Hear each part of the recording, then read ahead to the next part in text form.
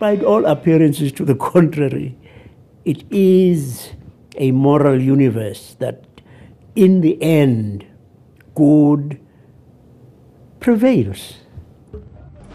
You couldn't go wherever you wished. You couldn't attend any school you wanted. You couldn't live wherever you chose to live. And you couldn't vote. Can you imagine that? Because you did not have the vote, you did not have political power, they didn't need to consult you. If you got injured and you're a black person and the ambulance came along and it was an ambulance for white people, it couldn't take you. Even if it was quite critical that you should get to the hospital quickly, you could not be taken in that ambulance because it was reserved for white people. A vicious system that trod on the human dignity of others, treating them as if they were rubbish. Desmond Tutu was severely against the apartheid.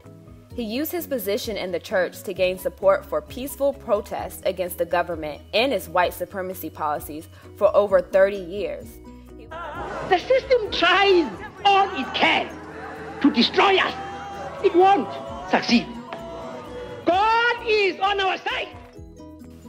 During this time, Tutu supported an economic boycott of his country, also called disinvestment, which is designed to pressure the government into abolishing its policy of apartheid.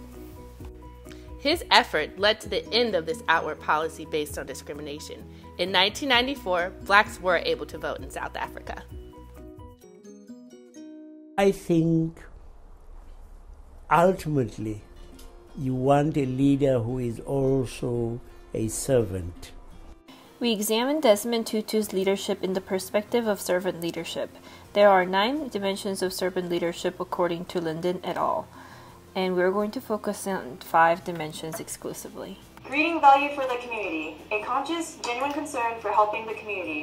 Archbishop Desmond Tutu had created the Desmond Tutu HIV Foundation, and this provided a health-conscious value to the community. Emotional healing, the act of showing sensitivity to others' personal concerns. Tutu was part of the Peace and Reconciliation Committee put together by Nelson Mandela to help bring harmony between all parties involved in apartheid. He also offered emotional healing through religious support. Empowering, encouraging and facilitating others, especially immediate followers, in identifying and solving problems, as well as determining when and how to complete work tasks. He listened to each person's plight and empowered his immediate followers to have the will to forgive any form of wrongdoing after the end of apartheid.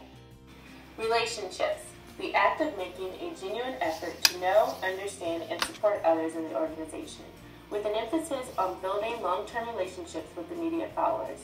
Tutu was good friends with Nelson Mandela. He remained close to him and the affected members of the community. He is now creating relationships with the LGBTQ and HIV-affected community, along with many others that are underrepresented in this world. Behaving ethically.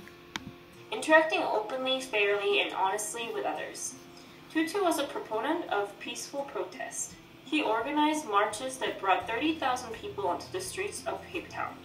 Although fighting for the same cause, Tutu was open in his criticism of the violent tactics used by some anti-apartheid groups. Archbishop Desmond Tutu, a pro-social servant leader, is still making an impact in our world. Dear friends, each of us is broken, and out of that brokenness, we hurt one another. Forgiveness is the journey we take toward healing ourselves and our world. You may be thinking, I could never forgive, or I could never be forgiven. From what I have witnessed, I can tell you that there is no one who is beyond hope and nothing that is unforgivable. I know forgiveness will change your life and change our world.